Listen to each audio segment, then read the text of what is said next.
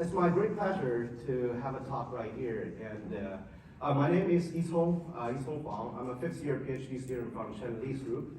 And I'm speaking, this work is for the past 8 years, the system we have been doing. So I'm speaking on behalf of my whole team. I'm not the only one here, okay? So the topic is about the Texera system for collaborative and interactive data analytic using workflows, okay?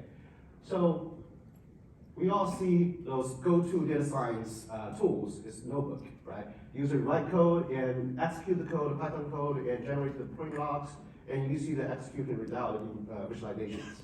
This is pretty good, but the thing is, it requires a lot of coding, right? You need to understand code. You need to, the data is there, but you don't see it directly. And we see those big open source data systems, Spark, Flink, and Kafka, and Hadoop. They also provide this coding interface where you have to struct those code to struct the data analytical job and submit to the engine to execute, right? So it is good for me, as sometimes as people don't have skills for coding, and also even for developers, having the code, writing the code is very hard. For example, it reminds me of doing the Hadoop project with Professor Navidi. It took me hours, actually no, days to construct the MapReduce job, just correctly, right? There are a lot of mistakes. So one thing we find out is those jobs submitting to the execution engine, they will be compiled into a physical plan, execution plan, and those are DAGs, right, or trees. And they have those web interface to visualize the execution, show you the results, show you the data, how data flows, and status of each job, whether it's a failed, whether it's an error, whether it's successful, right? So why don't we bring this to the user, that the user directly editing the workflow, so they can drag and drop those operators and construct a workflow and see how data works. So that's the idea of Texera, okay?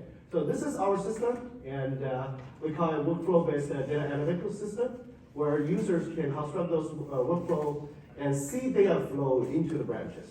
Okay, those numbers on top are showing the number of records being processed, different color, annotating different status of the workflow.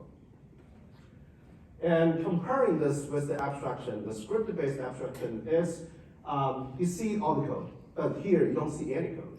And also scripted, you don't see data, like it's embedded in a variable, and there you can see data clearly.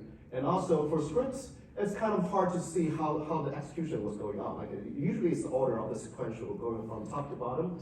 But for workflow, you can go choose any direction, any branch of the workflow to execute. Okay. My colleague Xingyuan had a talk last week at ISG about this abstraction and different comparisons between the script and GUI-based workflows. And now this one, if you want to dig into more details of a workflow, of an operator, you can open up the code. For example, Python UDF, you can directly edit the code, or you see the results directly. So you can see the next level of abstraction if you want. All right, then the next thing, we have the workflow, but a lot of systems have this, right? Like Nine, Rapidminer, and also Google, Microsoft, they have their own workflow system. The next thing we think is about collaboration. So nowadays, people do a relief for like papers and Google Docs for Word documents, right? So sometimes it requires collaboration. And why don't we bring this collaboration experience into data science, where you can have multiple people say, here, I have a cursor here, editing this operator. Well, my colleague Shen Quan is editing another operator, okay? The multiple people can edit the same workflow and see the execution. And this workflow actually created by multiple teams. One team, us, from the ISG for data system. We're doing the data wrangling, cleaning, and we also invite those like experts for ML from UCLA, Professor Wei Wang. They did those first models. And also the UCI public health professor Suvalan, their team is verifying the outputs or the labels of the data science project. So this is a collaboration between different domains. People have different backgrounds, can come and collaborate together. And we have those technical details. We're using CRDT on the back end. It will be eventually resolved on each side on the browser. So eventually it will go synchronized. I will not talk about the details. And this is one phone screenshot we took at the beginning of this course, this quarter, where 20 cursors are working on the same CSV operator, okay? And it's quite powerful. And what happens after share editing, right? After you have a job written, and sometimes the job can take a few hours. You want to submit the job, and probably say, hey, everyone, I'm done today. Let's submit the job to execute, and hopefully for good, right? Finger crossed. But next morning, you just find out it failed at 3 a.m. Nothing is lost. Everything's lost, right? You only have the error message you get. This is frustrating.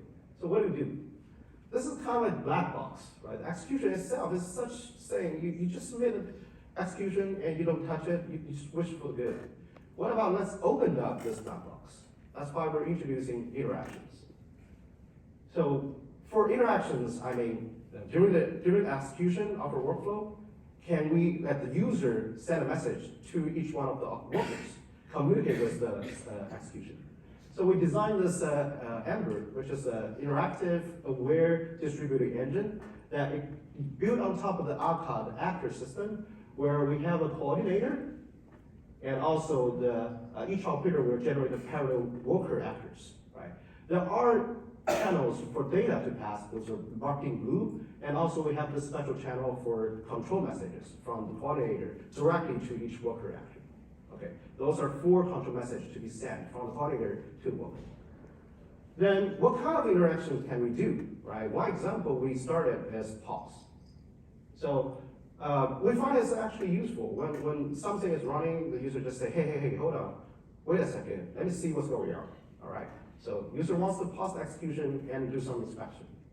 The pause can be sent into the system through 2 ways. One, probably follow the data stream, right? Like the coordinator send a message to the source operator, source worker, and the source worker will hand it as a marker and go to the downstream.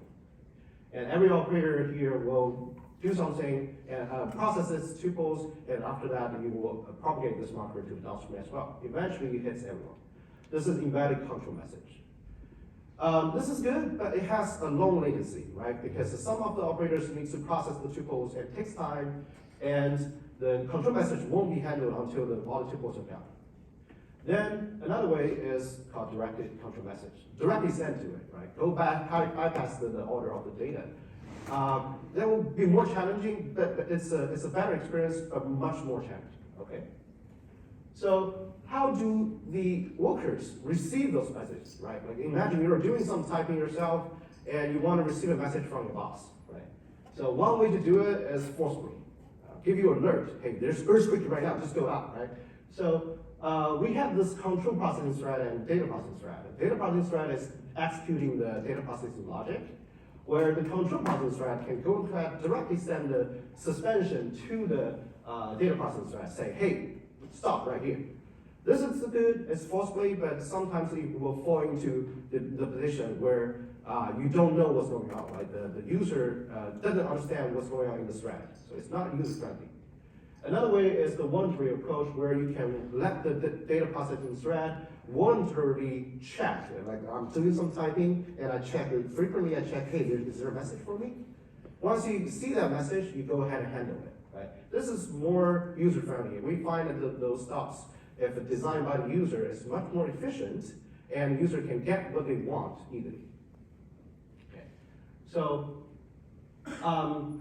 Besides pause, since we can do those control messages into it, why don't we just do debug, right? You can hook up, you can receive a message, then just hook up a debugger. Sometimes the Python code could be long, machine learning, it takes a long time to trace the tuple, but you can have a debugger, say, a user give a debug instruction, go in there, and let the worker or the operator itself to attach a debugger on top of it. The same architecture, you can do the explicit check or the voluntary check to receive this message and attach a debugger on top of it. Now you can do more setting breakpoints, inspections, or stepping through controlling the execution, or even you have a fix, like if a code error, you can go ahead and provide a fix on the runtime. Okay, and you can even do this on multiple workers, multiple operators, and a coordinator doing the coordination between different debuggers. And I'll skip the details here. I have a Sigma paper which will accepted in 2024, and I'll present it in Chile next month. So if you're going to Chile, feel free to chop in the session. I'll talk to you more about it. We also have a demo session that you can see this in live. And since we can do those fixes to multiple operators, sometimes it's like it could cause problems, right? If you're, typical example here is if you have a decoder and encoder, and if you want to update the code, you better to update them at the same time, such that the tuple going through, because every moment there's a tuple going through those operators, they better to go through the same pair of the versions, right? Either the old versions or the new versions. So the update operator logic will consider those consistency requirements. We had a paper at VLDB 23, and if you want more details, go ahead and check out the paper. I need to cut short here. Okay. And so that's Texera in a nutshell, right? We do GUI-based workflows, and we do shared editing and shared execution. And what's important is we do interactions. We provide interactions for the users, and also we support different languages, Python, R, Java, UDFs, and it's a parallel engine for data science. And this project has been supported by SF and NIH, and it's open source on GitHub, has been developed for 8 years. More than 100 contributors contribute to this code base. Feel free to check it out on GitHub. And those are statistics shown by Dr. Chen Li before. We have a massive deployment and a lot of users in the past history. And since 2016, we have this first commit. Besides those good like system papers we published, we also have conducted a lot of data science projects, and with different domains from the different departments, like the COVID. Those are trending topics, right? The COVID or wildfires, or like nowadays we're doing brain image analyzing on Texera. All right. So, and also we're doing this for education because we lowered the entry point for data science. We're trying to do this for education. And I'm the official instructor this quarter offering this ISS 80 course. And I'm teaching those more than 40 undergrad students from different non-STEM majors. They have limited or even zero coding background, but they can still conduct the data science right now. They're doing the capstone projects as we speak. In the past 2 months, they generated more than 1,200 workflows and more than 27,000 executions by those 40 students. Okay.